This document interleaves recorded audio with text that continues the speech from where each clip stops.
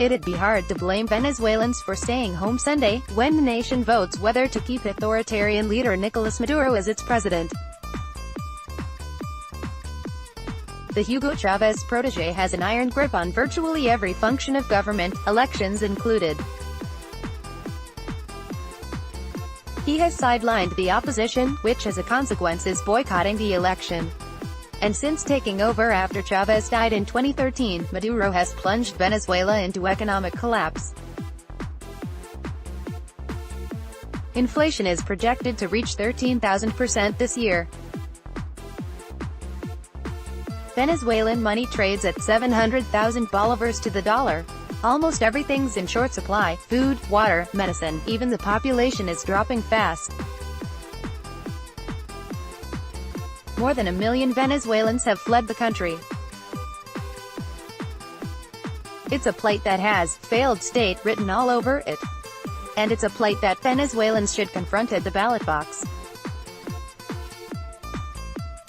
True, the chances of Maduro abiding by the collective voice of the Venezuelan electorate are slim to none.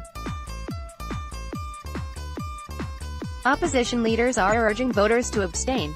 We hope, though, that everyone who's exasperated by the misery of this once prosperous country will go to the polls. By staying home, Venezuelans will essentially vote for Mr. Maduro, giving him an easy victory. Amherst College professor and Venezuela expert Javier Corrales wrote in the New York Times.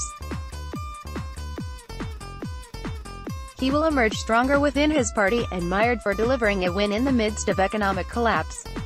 The alternative to Maduro on Sunday isn't perfect. Henri Falcon is a former member of Maduro's ruling party who defected to the opposition in 2010. Corrales describes him as more Chavista-light than Democratic strong. Nevertheless, he preaches a way out of the abyss that includes switching the nation's currency to the dollar, raising minimum pay from the equivalent of $3 a month to $75 and allowing more foreign investment into the country's oil wealth. Is Falcon the answer? Hard to tell, and hard to even predict whether Maduro would step aside if Venezuelans opt for Falcon. In addition to muzzling his main opposition, Maduro dissolved parliament and created his own, packed with loyalists. Street protests in 2017 were brutally put down, with more than 150 people killed. Still, Maduro clings to power. The hell that Venezuelans have endured can't go on much longer. Hunger and disease have seeped into every corner of the country. Malaria, tuberculosis and the measles are growing scourges. People flee at a rate of 5,000 a day.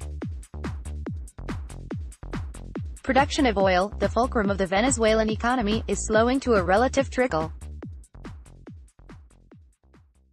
Heading to the polls Sunday would represent a cry for change, meaningful and lasting. Join the discussion on Twitter at Trib